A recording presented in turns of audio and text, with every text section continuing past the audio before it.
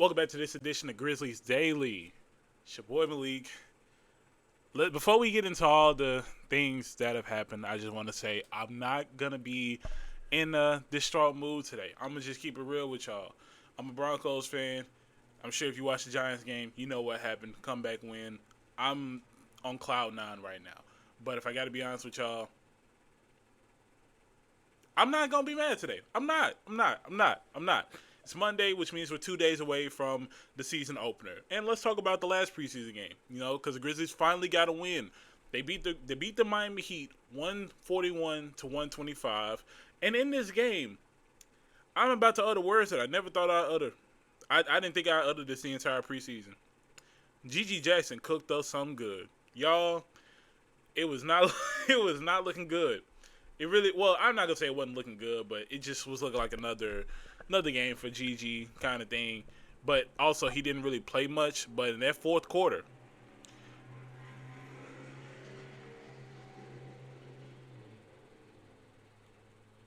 I don't know why that car was so loud. Hopefully, it didn't pick that up. It probably did. But GG actually cooked this game. Yo, let's talk about it. In 12 minutes, keep in mind he scored all his points in the fourth quarter. In 12 minutes, GG Jackson went 5 for 6, 3 for 3 from 3, with 13 points, a plus minus of 17, and a steal in the block. That's a pretty good game. I can't even lie. GG, you proved me wrong. Jalen Wells looked very good too. 7 of 10, 3 of 5 from 3, 4 of 4 from the free throw line. He also had 4 rebounds. Pretty good right there. Jaren still trying to knock some rust off. He kind of struggled a bit. 4 of 13 from the field with 16 points, 4 turnovers, and 5 rebounds somehow. I truly, it's a skill at this point. I'm sorry. It's a skill for him to be in foul trouble. He only played 26 minutes.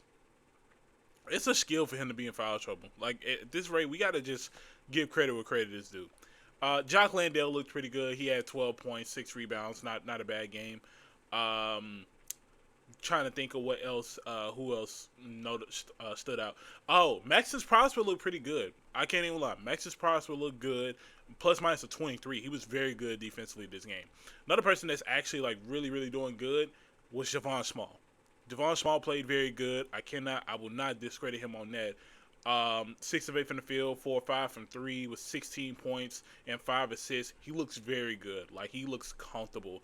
Same with Cedric Cowell, who's starting to get a little more comfortable. He didn't really shoot the ball much this game. I will note that. He didn't shoot the ball much this game, but he did his part. He did what he could. He had 7 points, 4 rebounds, and 2 assists, and a steal in the block. So, not a bad game overall. Compared to other games, I would say probably the better defensive performance, especially like late down the stretch in the fourth quarter, because Grizzlies played good in the fourth quarter this game. Other than that, that's really like the names that stood out. Santi Aldama played average, actually probably below average if we're being honest, but that's really that. Now we switch gears. We were happy. Now I gotta bring y'all some bad news. If you don't know, we found out Saturday, along with a bunch of other things on Saturday. I'm also a Memphis Tigers fan, so you can imagine how Saturday was for me. We found out that Scottie Pippen Jr. is going to be out for 12 weeks. Well, at least 12 weeks. He's getting toe surgery. This is the second time the Grizzlies have fallen victim to toe surgery. First it was Jaren, and now it's Scottie. Yeah, I'm reading the ESPN article right now. He'll be reevaluated in 12 weeks, which in hindsight is January. So literally, the Grizzlies may not get Scottie Pippen Jr. until after the All-Star break. Yeah.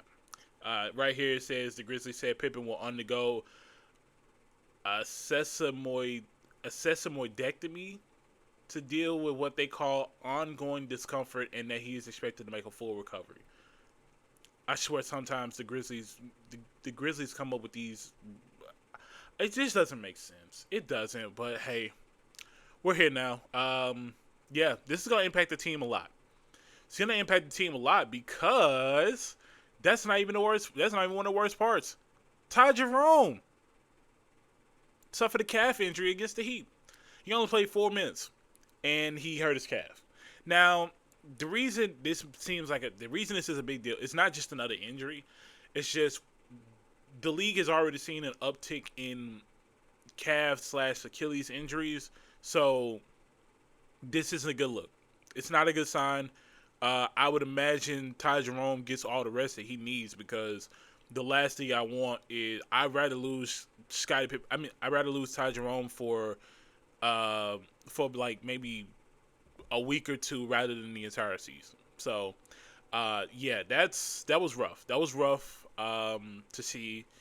He's going to be reevaluated, I believe, today or either Tuesday. I'm not sure. But regardless, it's probably going to be him being out for at least a week or two, just because it's a calf injury. And calf injuries are something that have really, really plagued the league lately. So that's something that I wouldn't be surprised to see if when that report comes out, just a matter of time. So, yeah, definitely make sure to bring out an update once that comes around and that news drops. But, yeah, it's changing up the course of how this final opening night roster looks. Let's just, let me pull this up.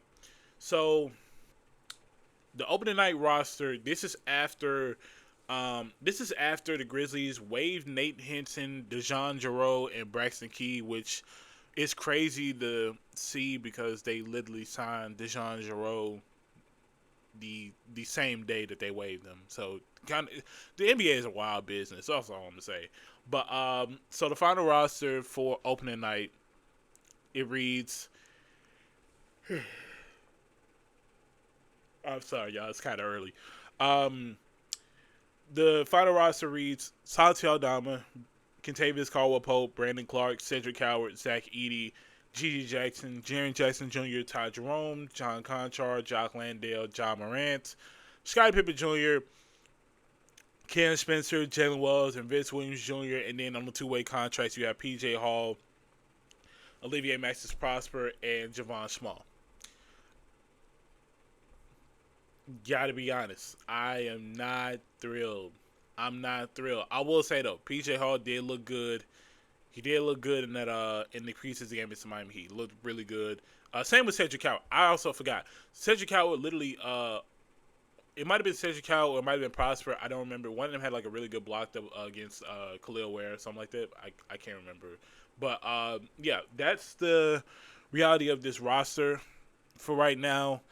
So when we come to the final roster, here's how it looks with everybody that is injured. This is how I think the roster will look come opening night. So for starters, you got John Morant, Kentavious Caldwell-Pope, Jalen Wells, Jaren Jackson Jr., and I would assume Jock Landale. I would assume Jock. And then off the bench, you don't have Scottie Pippen or Ty Jerome, so you're probably going to have to run. You probably will run Javon Small. Yeah, you're probably going to run Javon Small. For the two, maybe we see Cam Spencer. I would assume. Okay, so I would assume Javon Small, maybe Cam Spencer, Cedric Howard, Santi Aldama, and PJ Hall. I would assume that's the bench. That's the bench unit right there. And obviously, you know, that bench could be worked around because you got Vince Williams, you got Gigi Jackson, and then you have John Conchar, and also where is his name? I forgot. I literally forgot that fast. And then Prosper. So that's the rotation right now. And it's not looking. It's not the greatest. I can't lie. It's not the greatest, but got to make it work for the foreseeable future until we get these injury updates, because it is the Pelicans. And while the Pelicans struggled last year, the Pelicans dealt with a lot of injuries as well, and they've honestly gotten better, even though they are going to be without Kevon Looney, I believe. So you might have to see V. Misi start for them. But the Pelicans do have a very good team, and it's just I think the reality of this, what I'm looking for on opening night, rebounds, keep the turnovers low, make sure to shoot efficient shots, stop fouling, and simply just outmatch them. I don't know if it's with speed, but it's gonna be kind of hard to do that because the Pelicans are fairly young too, and they are a very slept-on team. They brought in Jordan Poole. You still got Trey Murphy. You got Zion Williamson. So it's a team to definitely watch out for. And with our rotation, that's something that we definitely gonna have to look at and evaluate and come to a conclusion to see where is the direction of this team going until they get those guys back. But that's something that we can only wait until Wednesday to find out. And y'all know I'm gonna be here to bring you a recap, bring you updates, all that good stuff. So that's gonna be a wrap on this episode. But real quick, before I get out of here, I do want to say I appreciate all of you. I appreciate all y'all for tuning in. We are about to get into the regular season, and y'all stuck with me throughout the entire off season, just listening to updates and hearing me talk. I really appreciate y'all for that, and I can't thank y'all enough for it. This is something that I do want to do consistently in the future. I definitely like the content creation thing. It's definitely way better than a 9 to 5. But yeah, I really appreciate y'all for tuning in and sticking with me. So if you like this video, make sure to like, comment, subscribe, turn on post notifications. Love to hear y'all opinions on everything, especially with the injuries and how the opening our roster is looking. So can't wait to bring y'all an update on Tuesday if we have anything, especially on Ty Jerome. So definitely be on the lookout for that. If you want to follow me outside of here, Twitter, Instagram, MROBINSON, JRSM, M Robinson, JRSM. There you go. All right.